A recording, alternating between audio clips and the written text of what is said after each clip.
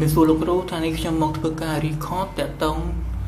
ជាមួយនឹងកិច្ចការងារ final ដែលយើងធ្វើអំពី POS អញ្ចឹងខ្ញុំសូមធ្វើការបញ្ចូលទៅលើ UI អញ្ចឹងនៅក្នុង UI របស់យើងគឺខាងនេះគឺជា product ដែលយើងធ្វើការ order ហើយខាងនេះគឺកន្លែងដែលបង្ហាញនៅចំនួន product ដែលយើងបាន order ហ្នឹងអញ្ចឹងឧទាហរណ៍យើងចង់បាន product នីមួយអញ្ចឹងយើងចុចនៅលើរូបភាពហ្នឹងមកហើយអញ្ចឹងពេលចុចទៅទិន្នន័យគឺវាត្រូវបាន load ទៅកន្លែង order កាត់ហ្នឹងអញ្ចឹងយើង order មួយទៀតមកអញ្ចឹងបន្ទាប់មកហើយខាងនេះគឺ sub total មានថាជាតម្លៃបូករាល់ item ដែលយើងបាន order ហ្នឹងហើយ grand total នេះគឺវាស្មើគ្នាដោយសារតែយើងអត់បាន discount អីទេបើសិនមាន discount អញ្ចឹងgrand total ហ្នឹងស្មើនឹង sub total ដោយ discount ហើយនេះគឺ grand total ដែលវាជាខ្មែរដែលគេគិតលុយជាខ្មែរហើយកន្លែងនេះដែរគឺ cash ratio មានថាលុយដែលទទួលបានពីអ្នក order និងអ្នកទិញហ្នឹងថតយើងដាក់2ចិត្តគាត់ឧទាហរណ៍ថាយើងដាក់លុយអត់គ្រប់អញ្ចឹងពេលយើង payment គឺពេលហ្នឹងគឺយើង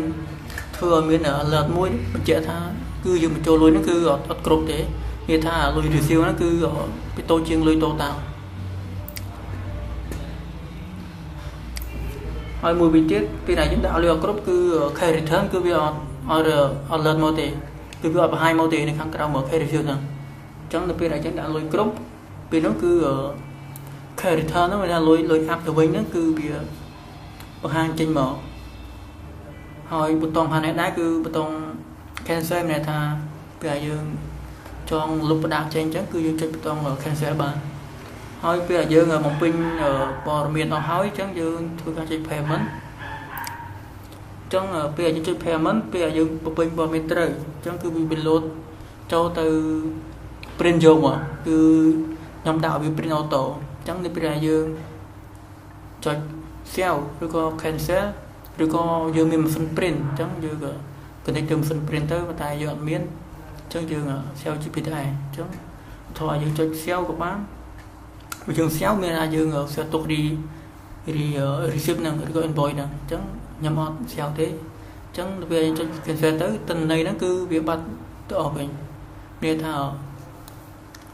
invoice ដែលយើងធ្វើការ print ហ្នឹងគឺវា load បាត់ទៅហើយវាបង្ហាញនៅគឺវាបង្ហាញនៅទាំង dashboard ទីមកវិញអញ្ចឹងហើយទិន្នន័យហ្នឹងក៏វាបាត់ទៅអស់ដែរអញ្ចឹងការបញ្ចូលរបស់ខ្ញុំតើតើជាមួយនឹងការងារ final គឺមានតែប៉ុណ្្នឹងទេអរគុណច្រើនលោកគ្រូ